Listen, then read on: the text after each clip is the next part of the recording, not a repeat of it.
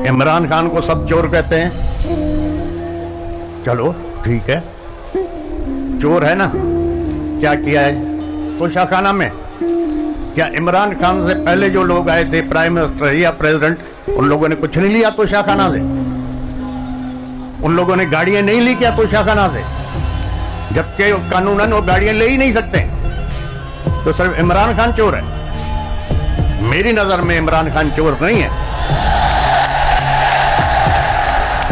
मेरी नजर में हाँ, बेवकूफी हो गई होगी, गलती होती है। गलती किससे नहीं होती? गलती तो इंसान से होती है। अगर इमरान खान से गलती नहीं होती तो वो फरिश्ता होता। तो मेरी नजर में इमरान खान चोर नहीं है। अगर इमरान खान चोर है तो फिर हम सभी चोर हैं। इंशाअल्लाह ताला अब ये एक कुदरती निजाम है।